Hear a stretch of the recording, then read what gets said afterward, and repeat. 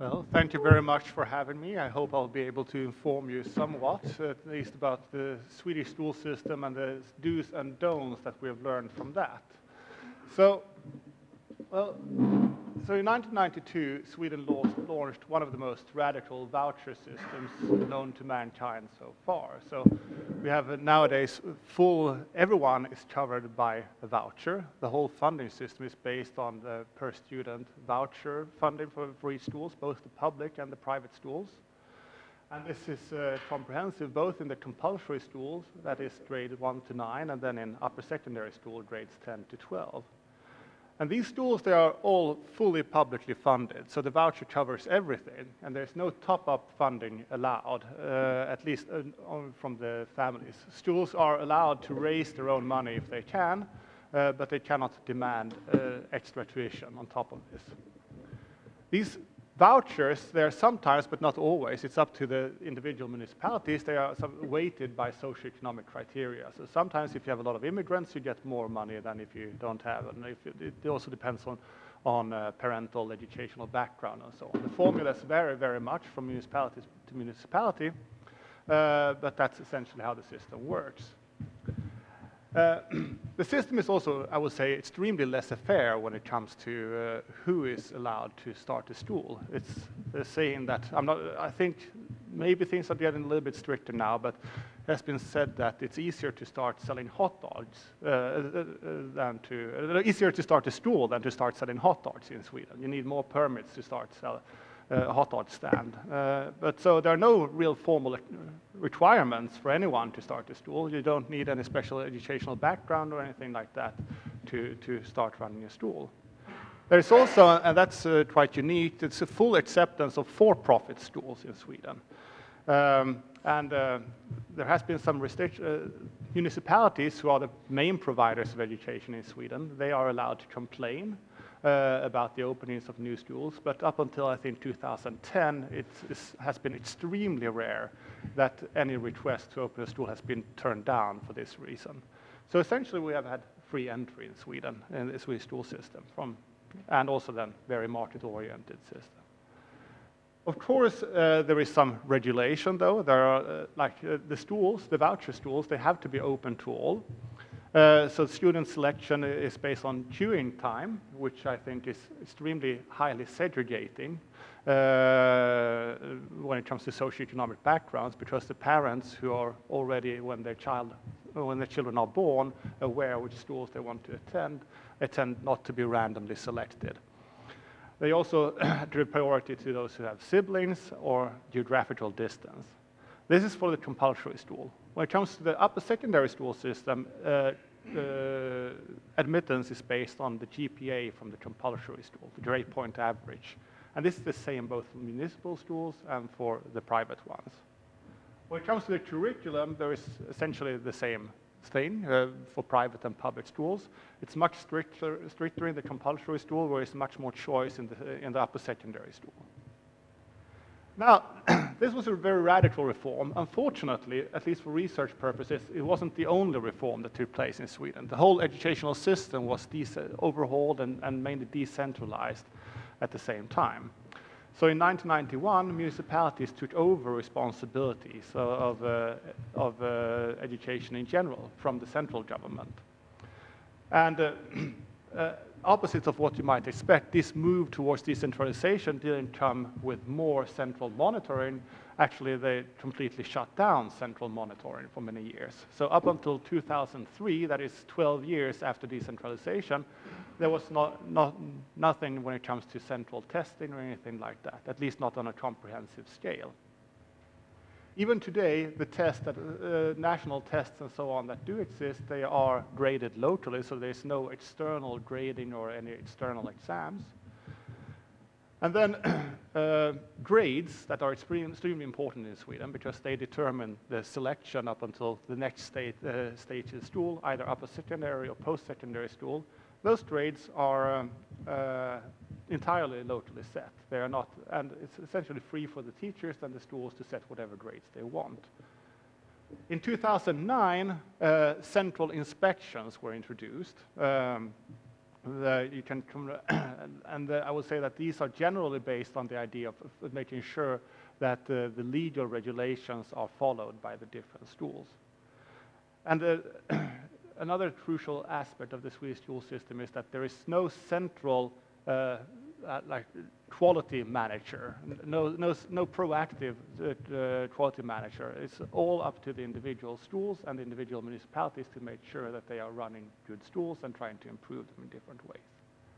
So I would say that it's a very laissez-faire system, and the system signals a strong faith in market forces, although it's a bit tricky to be a parent in Sweden because there's very limited information about how schools are doing along different dimensions. So it's hard to choose. You know, essentially, you know the grade point average from a school, but you don't know much else. And of course, the grade point average is extremely highly correlated with socioeconomic backgrounds of the students attending a school. So it's hard, if you as a parent want to distinguish between a school that is good in the value-added sense or in a school that is good in the sense that have a lot of kids of highly educated parents, it's very hard to do so in Sweden. Now, so you have this reform that signals a very strong faith in market forces yielding good educational results. And I would just like to step back a little bit and say that there are ample reasons to expect educational markets not to function all that well. Well, first of all, as a family, you have limited information about the needs of your child, especially before they start in school. They might materialize when your child is in school, but before they start, it's hard to know exactly what they need. It's also hard to know exactly what schools are offering. Are they offering services that suit the need for my student, or for any student for that matter? So there are huge informational problems here, sort of equivalent to the ones in healthcare, that as a parent, as a family, you are a little bit in the hands of the expert, that is the educational providers.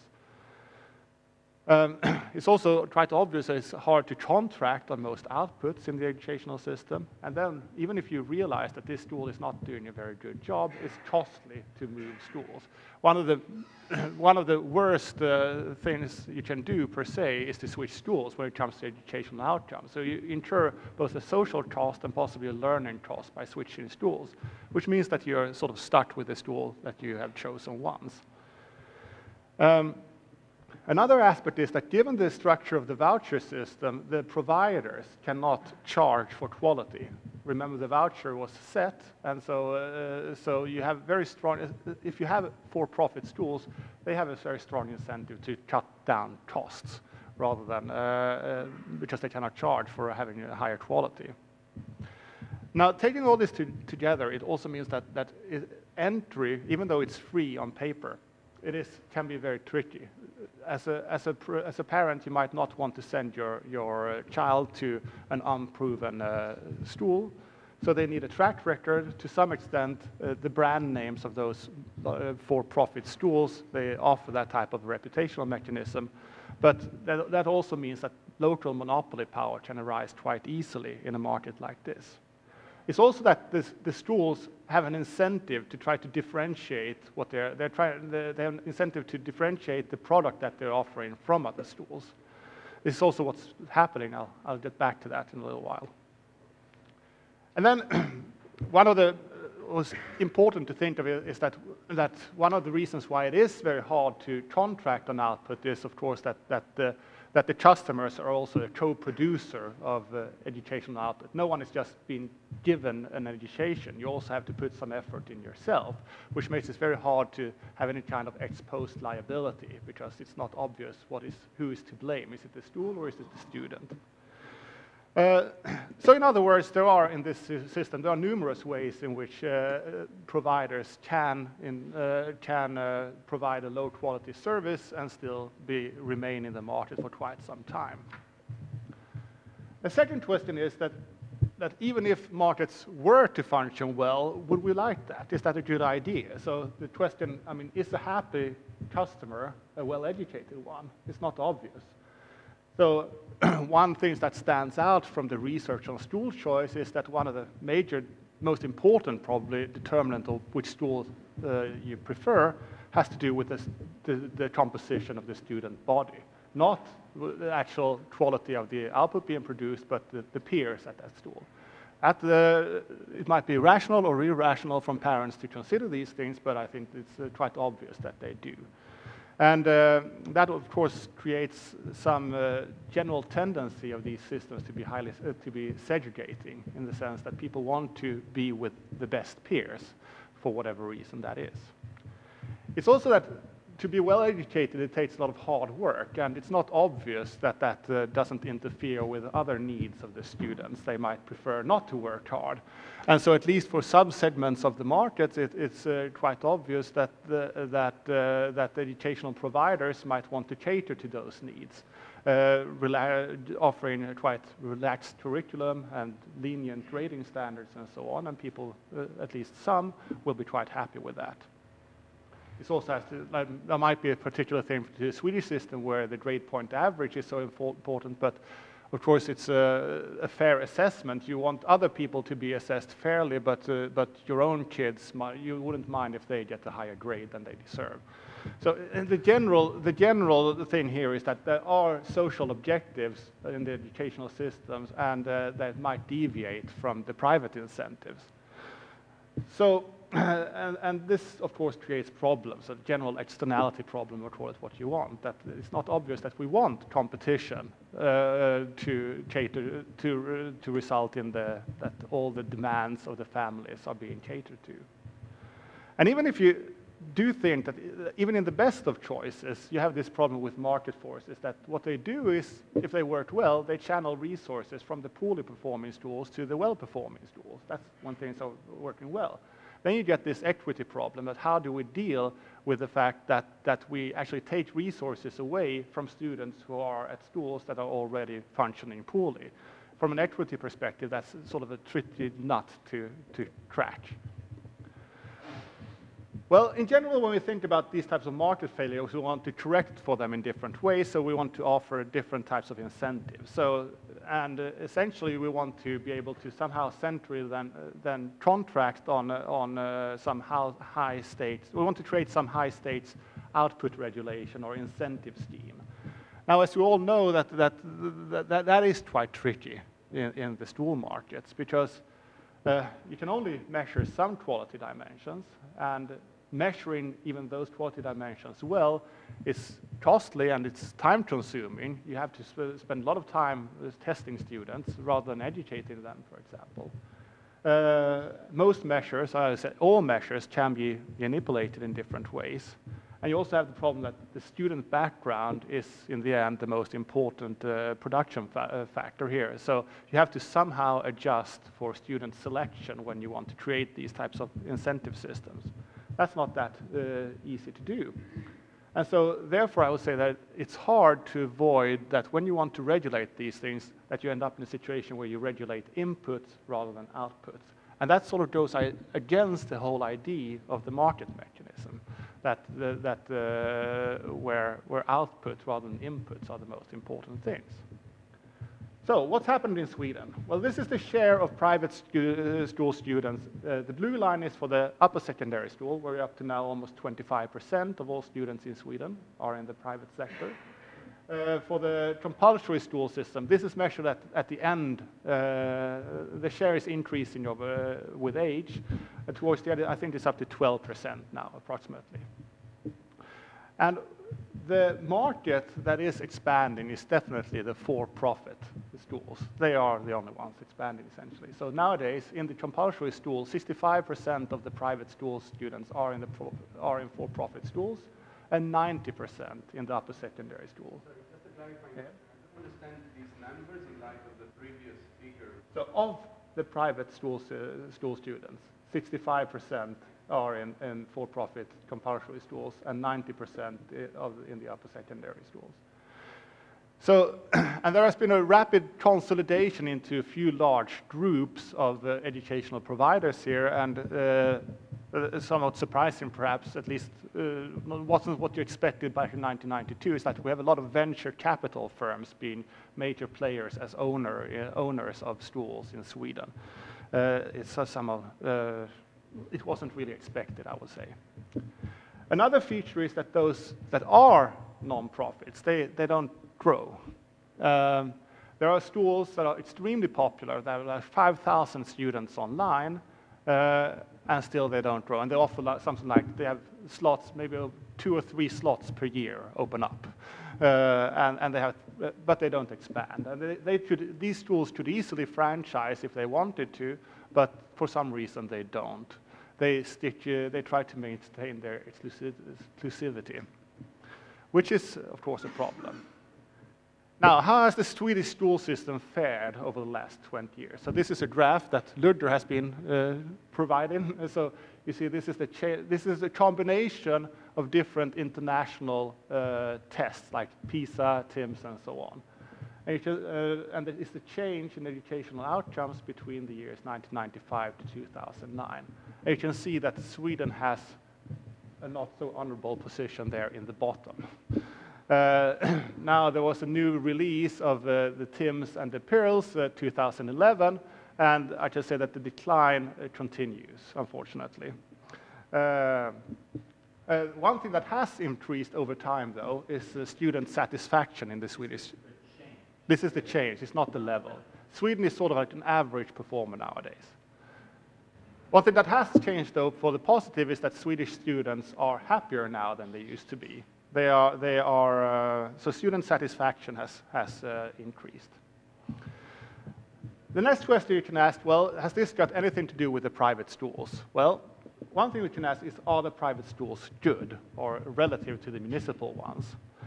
And that's also a very difficult issue question to answer, because we don't have any type of like the US school type lotteries going on which are made really fair assessments. Student selection is a huge issue, but this is what you get. So the first 2 bars here are differentiate between the for-profit and the not-for-profit schools. They give you the GPA, the socioeconomic adjusted GPA relative to the municipal schools. You can see that there is a fair, not large, but modest positive correlation, I would say, between being an independent school and the GPA, and also the average standardized test results that we have. The problem is, of course, that the GPA and the standardized test, they're graded locally. I know from other research that the standardized tests that there are some problems there with their grading, that the free schools, so the independent schools, tend to inflate their grading more than the municipal ones. However, that inflation seems to be less pronounced in the math test. So therefore, I have in the middle here, we have just the math results, and we see that for the for-profit ones, there is no significant difference. Yes? You don't have this graph for PISA tests. No, well, then we have the PISA tests. So when you adjust for socioeconomic characteristics in the PISA results, there is no difference between municipal schools and the private ones.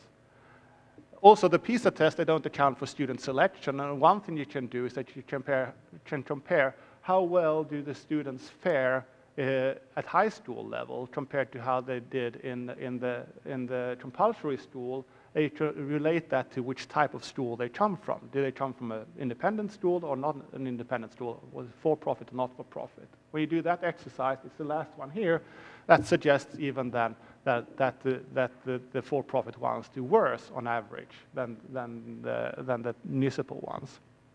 And right now, I'm working on broader measures of externally graded test results that I've just gotten hold of, so I don't have any final results. But using those broader measures of externally graded test scores, they even suggest that the municipal schools do better if you compare more subjects. When it comes to non-output measures like this, we have like the private schools, especially the for-profit ones, I should say. They have lower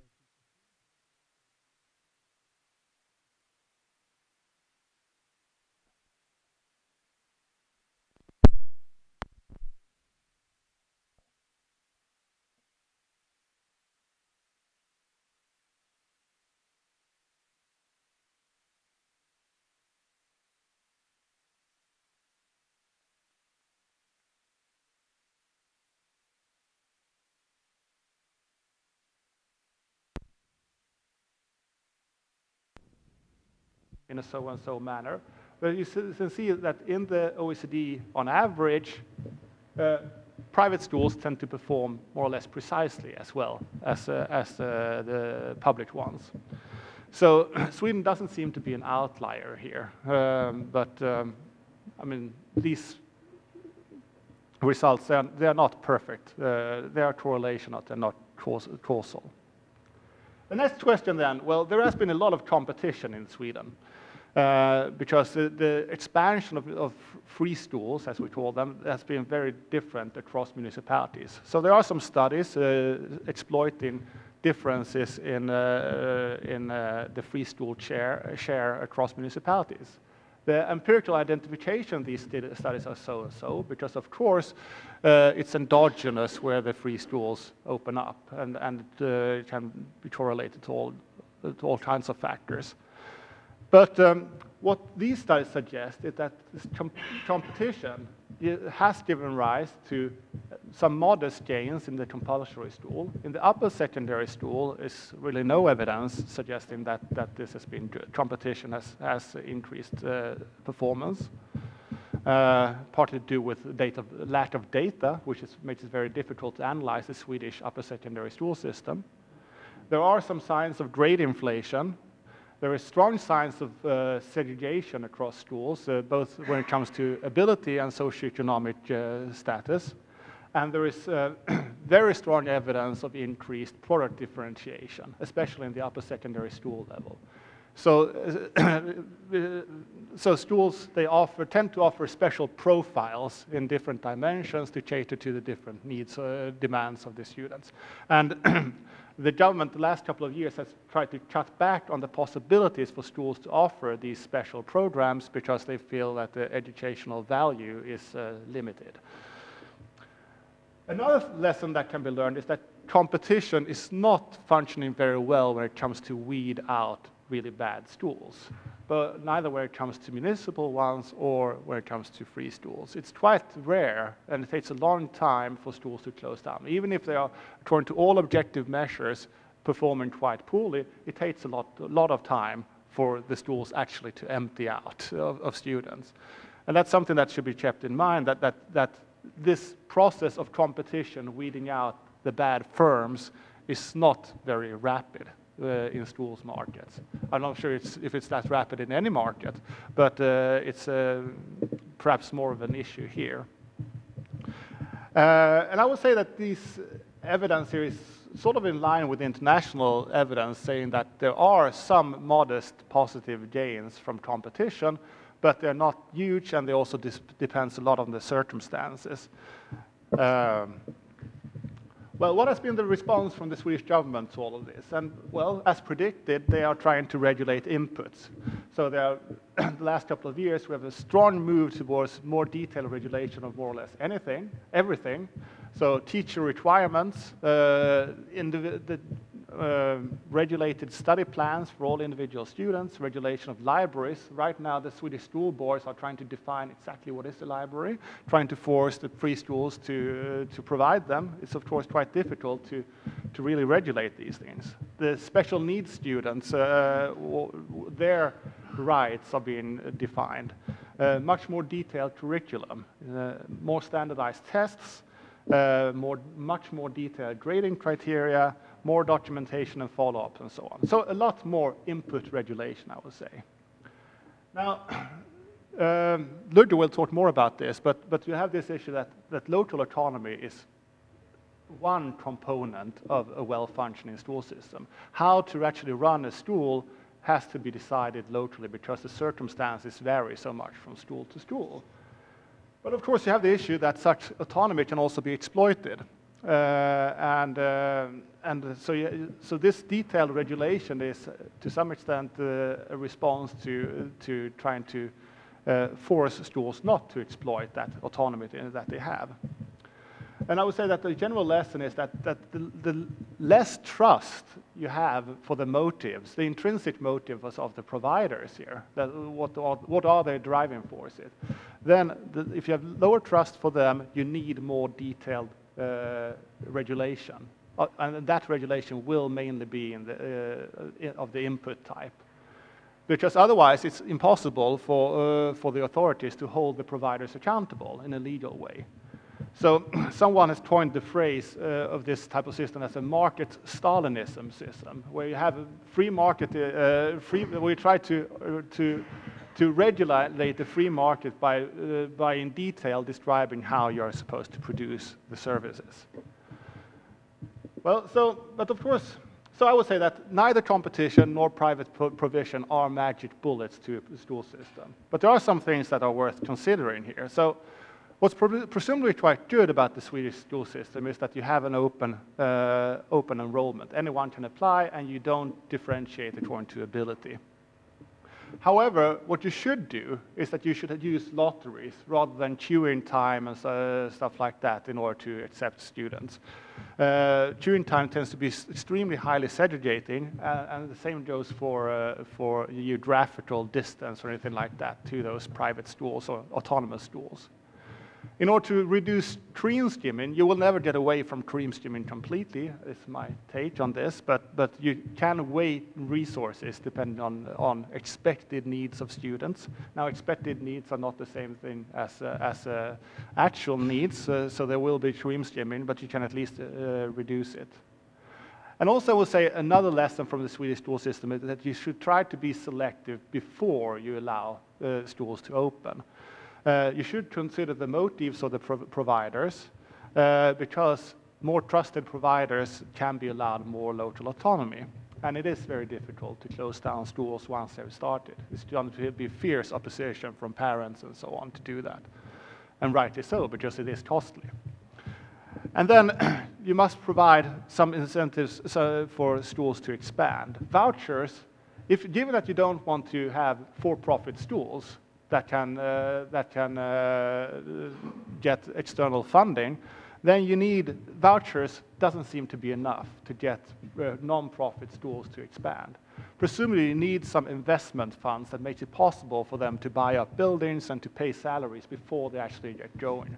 And that's, I would say, a glitch in the Swedish school funding system, that everything is on the voucher scale and nothing is up front, which makes it very difficult for anyone who doesn't have a venture capitalist as a funder, as a financier to do anything. Then essentially you have to take a loss. Other general lessons, well, I think that it's hard to get away from that the Swedish experiment with not having any centralized testing or any testing wasn't a good idea. You need some testing. Those tests should try to be well constructed and also based on the national curriculum. Because if you want those schools, the autonomous schools, to actually be providing input and like inspiration for other types of schools and how to be doing things, they have to be more or less teaching the same thing. So it has to be possible for other schools to compare and learn, and you need several. You shouldn't rely on just one sole instrument of evaluations. You should use a wider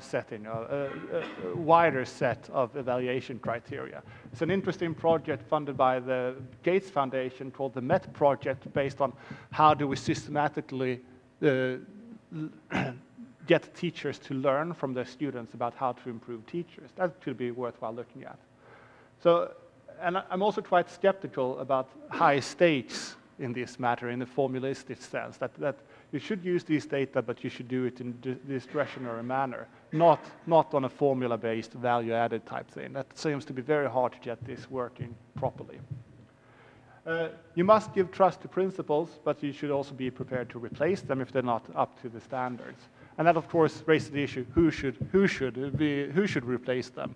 And hopefully, Ludger will have more to say about that than I do. And then, last point is that teacher recruitment. Everything that we know is that from this whole autonomy thing is that what really yields good results is getting rid of bad teachers and hiring good ones. And that's a central component. But of course, it is very hard to achieve in practice. But it's hard to end up with any other conclusion that this is really the central feature, and it's hard to see who else should be trusted with this rather than the principal. Okay, that's what I have to say. Am I on time?